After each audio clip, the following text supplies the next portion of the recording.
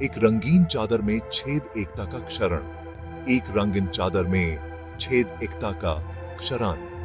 India, जो कि अपनी वाइब्रेंट डाइवर्सिटी के लिए जाना जाता है, हमेशा फेथ्स, कल्चर्स और लैंग्वेजेस की एक टैपेस्ट्री होने पर गर्व करता आया है। यह विविधता हमारे देश की आत्मा है, जो हमें एकजुट करती है और हमारी पहचान को परिभाषित करती है। यह रिच मोज़ेक सदियों से हमारी ताकत रही है, एक साथ रहने और फलने फूलने की हमारी क्षमता का प्रमाण। यह हमारी सहनशीलता और भाईचारे की भावना को दर्शाता है। फिर भी एक चिंताजनक ट्रेंड ने जड़ पकड़ ली है, जो हमारी चेरिश्ड यूनिटी पर एक साया डाल रही है। यह ट्रेंड हमारे समाज के ताने बाने को कमजोर कर रहा है। रिलीजियस हेट्रेड, जो कभी एक फ्रिंज एलिमेंट था, ने अपना बदसूरत सर उठा लिया है, जो हमारे देश के फैब्रिक को फाड़ने की धमकी दे रहा है। यह नफरत हमारे समाज में दरारें पैदा कर रही है। यह इंसीडियस पॉइजन अगर अनचेक्ड छोड़ दिया गया तो इंडिया को यूनिक बनाने वाले एसेंस को ही अनरेवल करने की क्षमता रखता है। यह हमारे समाज की नींव को हिला सकता है। कम्युनल वायलेंस से लेकर हेट स्पीच तक संकेत ओमिनस हैं।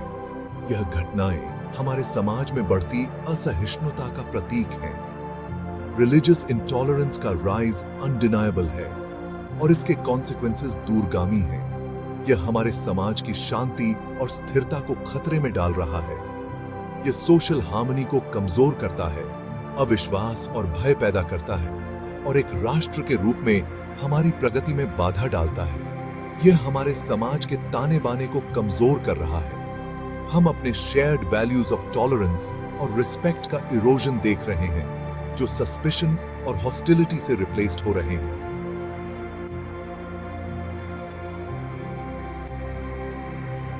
हमारे समाज की सहनशीलता को कमजोर कर रहा है। जिस इंडिया को हम फ्यूचर जनरेशंस को सौंप रहे हैं, वह उस इंक्लूसिव सोसाइटी का पेल शैडो बनने का जोखिम उठा रहा है, जो हम कभी बनना चाहते थे। यह हमारे समाज की समृद्धि और स्थिरता के लिए खतरा है। समय आ गया है कि इस चुनौती का डटकर सामना किया जाए। हमें एकजुट होकर इस खतरे का मुकाबला करना होगा। हम अब साइलेंट स्पेक्टेटर्स बने नहीं रह सकते, क्योंकि हमारे देश की आत्मा को खतरा है। हमें अपनी आवाज उठानी होगी और एकजुट होकर इस खतरे का सामना करना होगा। हमें स्थिति की ग्रेविटी को स्वीकार करना चाहिए और उन डिवाइड्स को हील करने के लिए मिलकर काम करने का संकल्प लेना चाहिए, जो हमें कंज्यूम करने की धमकी देते हैं। यह हमारे समाज की स्थिरता और समृद्धि के लिए आवश्यक है। हमारा कलेक्टिव फ्यूचर हमारी उस स्पिरिट ऑफ यूनिटी और ब्रदरहुड को फिर से खोजने की क्षमता पर निर्भर करता है, जो इतने लंबे समय से हमारी पहचान रही है। यह हमारे समाज की स्थिरता और समृद्धि के लिए आवश्यक है। आइए हम हेट्रेड के ऊपर हार्मनी, इंटॉलरेंस के ऊपर अंडरस्टैंडिंग को चुनें और एक ऐसा फ्यूचर बनाएं जहां हर इंडियन, चाहे उसका फेथ कुछ भी हो, पीस, डिग्निटी और सिक्योरिटी के साथ रह सके। यह हमारे समाज की स्थिरता और समृद्धि के लिए आवश्यक है। डिस्कॉर्ड के एम्पलीफायर्स फ्लेम्स, भड़काने में मीडिया का रोल। मीडिया, जिसे अक्सर डेमोक्रेसी का चौथा पिलर कहा जाता है, पब्लिक ओपिनियन को शेप देने और अंडरस्टैंडिंग और टॉलरेंस के माहौल को बढ़ावा देने में एक क्रूशियल रोल निभाता है। यह एक ऐसा प्लेटफॉर्म है जो लोगों को इन्फॉर्म्ड डिसीजंस लेने में मदद करता है और समाज में ट्रांसपेरेंसी और अकाउंटेबिलिटी को बढ़ावा देता है। हालांकि हाल के दिनों में एक डिस्टर्बिंग ट्रेंड सामने आया है, जहां मीडिया के सेक्शंस ने अपनी रिस्पॉन्सिबिलिटी को निभाने के बजाय डिस्कॉर्ड और डिवीजन के एम्पलीफायर्स बन गए हैं। यह ट्रेंड न केवल जर्नलिज्म की इंटेग्रिटी को क्वेश्चन करता है, बल्कि समाज में हार्मनी और यूनिटी को भी खतरे में डालता है। रेटिंग्स और प्रॉफिट्स की इंसेशेबल हंगर से प्रेरित होकर ये मीडिया आउटलेट सेंसिटिविटी से ज्यादा सेंसेशनलिज्म को प्राथमिकता देते हैं, अक्सर बायस्ड रिपोर्टिंग और इन्फ्लेमेटरी रेटरिक का सहारा लेते हैं। यह अप्रोच शॉर्ट टर्म गेन्स के लिए लॉन्ग टर्म सोसाइटल डैमेज को नजरअंदाज करता है। सेंसिटिव इश्यूज की कवरेज, खासकर रिलीजियस ओवरटोन्स वाले, अक्सर स्क्यूड होती है, जिसमें ऑब्जेक्टिविटी और न्यूआंस की कमी होती है। यह स्क्यूड कवरेज लोगों के परसेप्शंस को मैनिपुलेट करती है और समाज में पोलराइजेशन को बढ़ावा देती है। यह इस बात में विशेष रूप से एविडेंट है कि किस तरह टेलीविजन डिबेट्स को कंडक्ट किया जाता है। डिबेट्स जो कंस्ट्रक्टिव डायलॉग और म्यूचुअल अंडरस्टैंडिंग को प्रमोट कर सकते थे, वे अब कॉन्फ्लिक्ट और कॉन्फ्रंटेशन के प्लेटफॉर्म्स बन गए हैं। मीनिंगफुल डायलॉग और अंडरस्टैंडिंग को बढ़ावा देने के बजाय ये डिबेट्स अक्सर शाउटिंग मैचेस में बदल जाते हैं, जहां पैनलिस्ट्स पर्सनल अटैक्स और इन्फ्लेमेटरी लैंग्वेज का सहारा लेते हैं।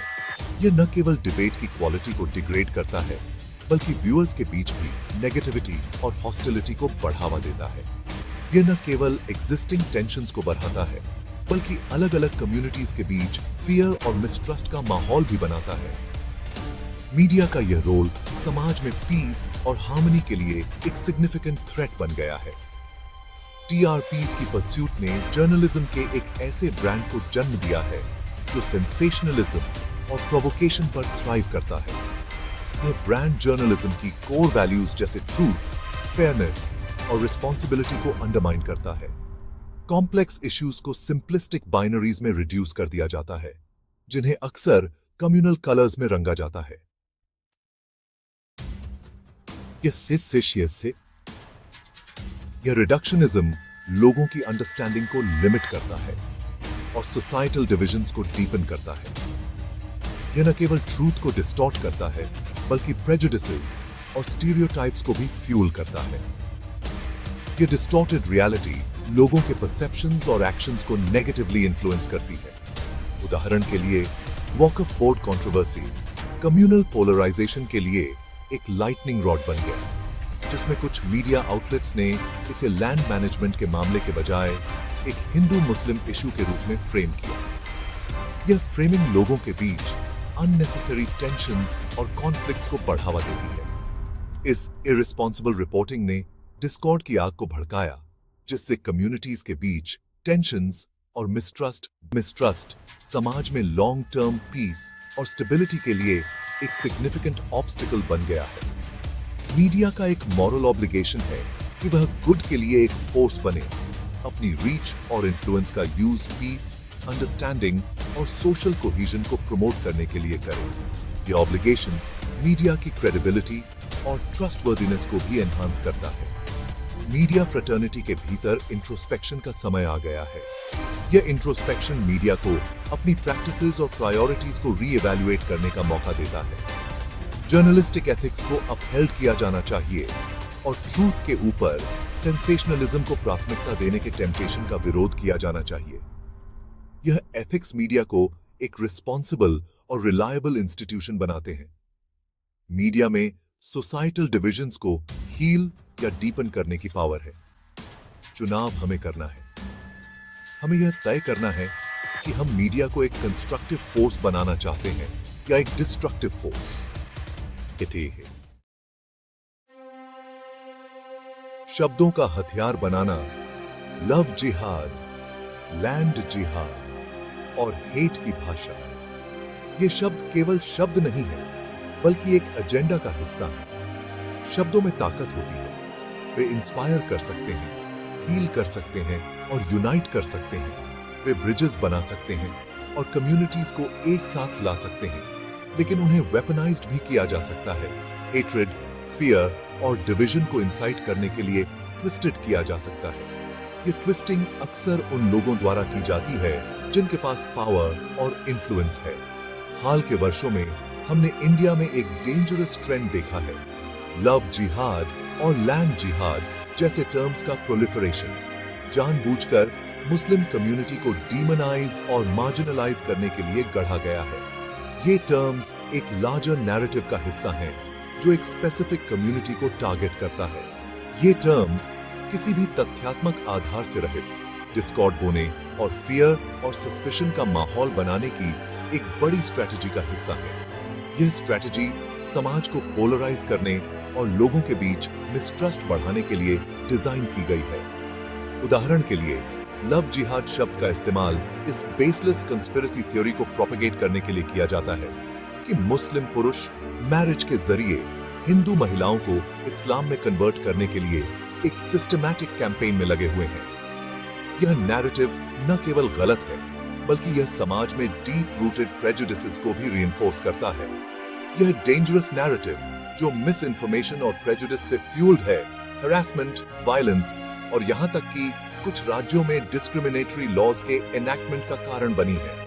यह नैरेटिव समाज के ताने बाने को कमजोर करता है और लोगों के बीच की अंडरस्टैंडिंग को खत्म करता है। इसी तरह लैंड जिहाद का इस्तेमाल मुस्लिम्स पर हिंदूज की जमीन पर कब्जा करने का आरोप लगाने के लिए किया जाता है, जिससे टेंशन्स और मिसट्रस्ट और बढ़ता है। यह नैरेटिव भी बेसलेस है और केवल फियर और सस्पिशन को बढ़ावा देने के लिए इस्तेमाल किया जाता है। ये टर्म्स केवल हार्मलेस एक्सप्रेशंस ऑफ कंसर्न नहीं है, वे खतरनाक डॉग विसल्स हैं जिनके रियल वर्ल्ड कॉन्सिक्वेंसेस हैं। वे लोगों के बीच की डिविजन्स को और गहरा करते हैं और समाज में हार्मनी को अंडरमाइन करते हैं। वे फियर और सस्पिशन के माहौल में योगदान करते हैं, जिससे कम्युनिटीज के लिए पीसफुली कोएग्जिस्ट करना मुश्किल हो जाता है। यह माहौल लोगों के बीच की ट्रस्ट को खत्म करता है और उन्हें एक दूसरे से दूर करता है। EAPKB वे मुस्लिम्स के खिलाफ वायलेंस और डिस्क्रिमिनेशन के लिए जस्टिफिकेशन भी प्रदान करते हैं, जिन्हें तेजी से अदर के रूप में देखा जा रहा है। एक ऐसा खतरा जिससे डरना और जिसे रोकना जरूरी है। यह नैरेटिव समाज में डीप रूटेड बायसेस को और मजबूत करता है। यह जरूरी है कि हम इन डिवाइसिव टर्म्स को चैलेंज करें और रिजेक्ट करें। हमें इन नैरेटिव्स को डिसमेंटल करने के लिए कलेक्टिव एफर्ट की जरूरत है। हमें उन्हें यह समझकर पहचानना चाहिए कि वे क्या हैं। डिस्कॉर्ड बोने और सोशल हार्मनी को अंडरमाइन करने के प्रयास। हमें इन टर्म्स के पीछे की इंटेंशंस को समझना होगा और उन्हें रिजेक्ट करना होगा। हमें अपने द्वारा यूज की जाने वाली लैंग्वेज के प्रति भी माइंडफुल रहना चाहिए और स्टीरियोटाइप्स और प्रेजुडिसेस को परपेचुएट करने से बचना चाहिए। हमें एक इंक्लूसिव और रिस्पेक्टफुल लैंग्वेज का यूज करना चाहिए जो यूनिटी और अंडरस्टैंडिंग को प्रमोट करे। शब्दों का महत्व होता है और अब समय आ गया है कि हम अंडरस्टैंडिंग और रिस्पेक्ट के ब्रिजेस को बनाने के लिए उनकी पावर को रिक्लेम करें, न कि हेट्रेड और डिवीजन की दीवारें बनाने के लिए। हमें एक ऐसा समाज बनाना है जो इंक्लूसिव हो और जहां हर व्यक्ति को रिस्पेक्ट और डिग्निटी मिले।